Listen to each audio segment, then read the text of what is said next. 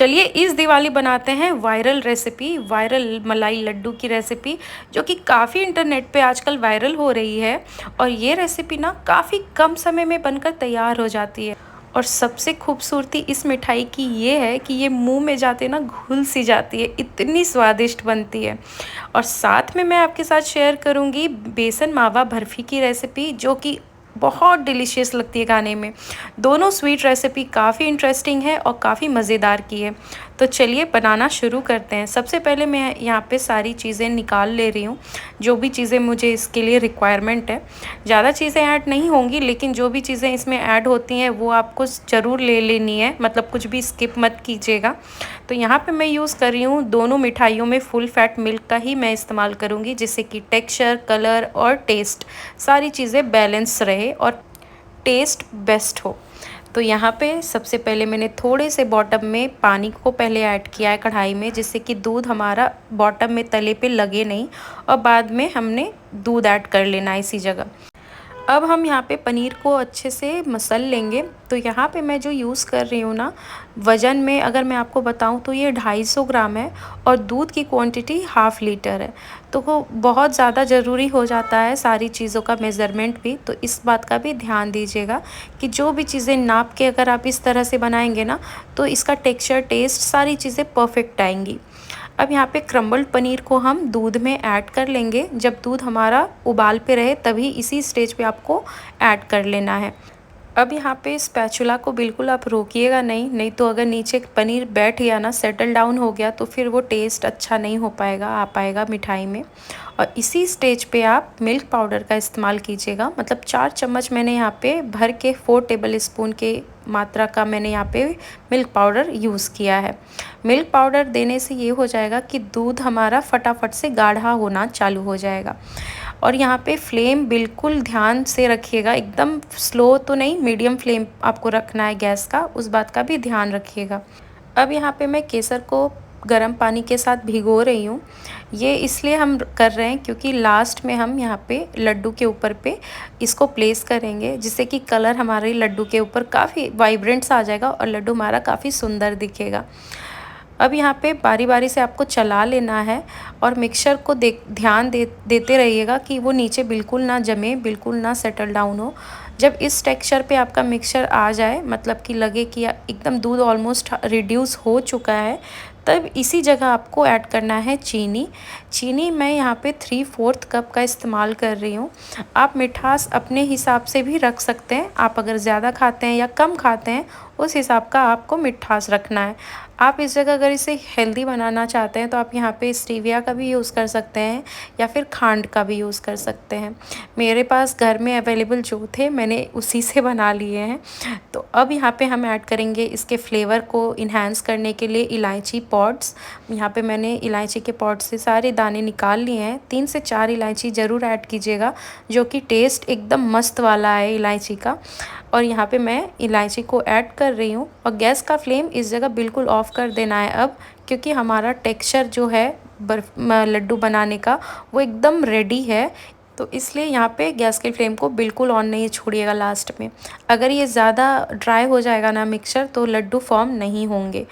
अब यहाँ पे आखिरी में मैंने थोड़ा सा और एसेंस यूज़ किया है, काश्मीरी, ये केसर का एसेंस है, मतलब केसर फ्लेवर है नॉर्मली अगर मैं आपको बताऊँ तो, जिससे कि टेस्ट ज़्यादा अच्छा हो जाएगा, तो इसलिए मैं ऐड कर रही हूँ। अगर आपके पास नहीं है तो आप केसर वाला दूध भी यूज़ कर सकते हैं, या जो हमने पानी बनाया है उसको भी आप थोड़ा सा लिटिल बिट ऐड कर सकते हैं।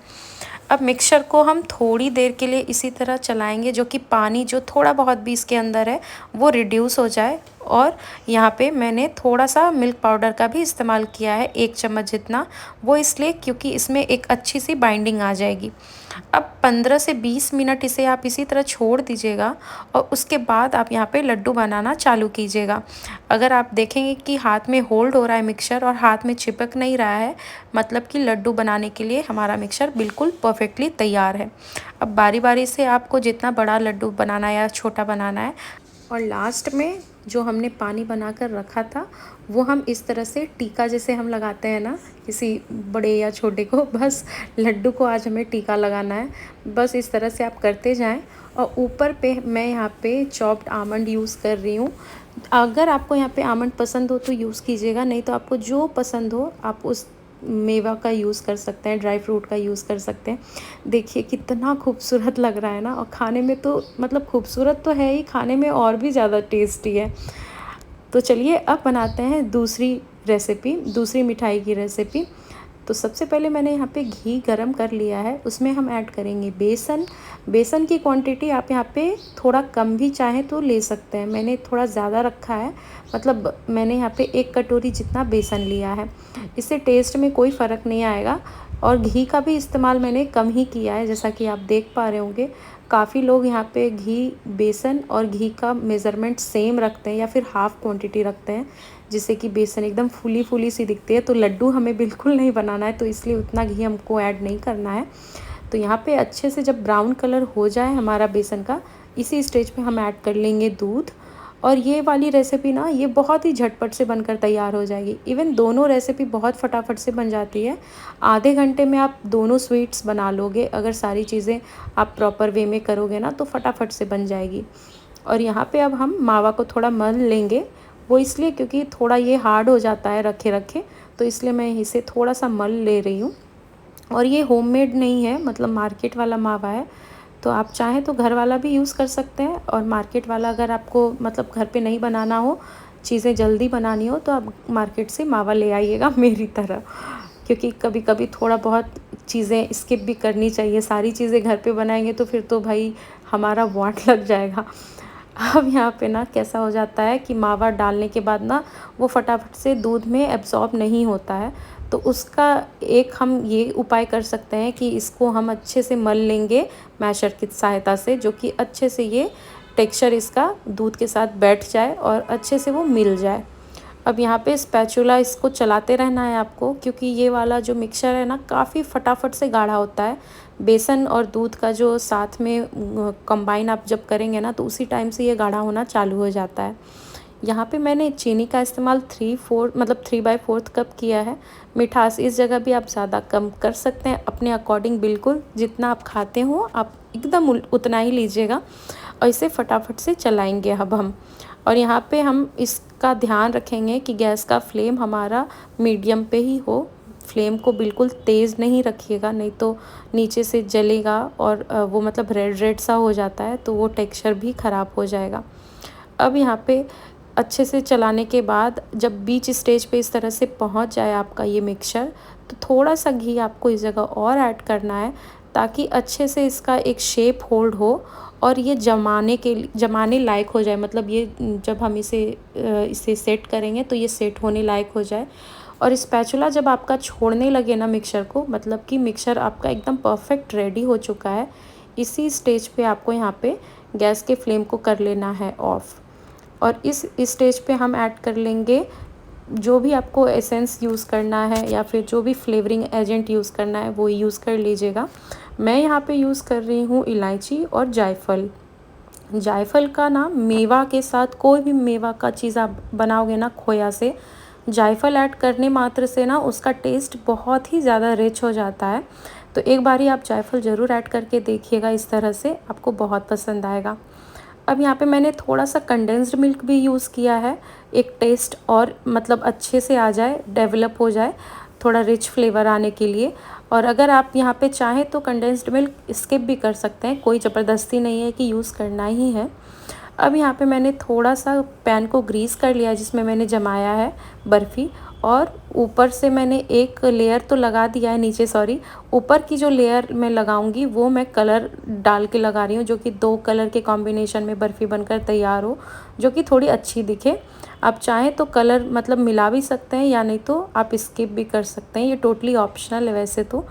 और यहाँ पे दोनों लॉक को मैंने अच्छे से सेट करके ऊपर से मैंने बादाम के कतरन को ऐड किया है।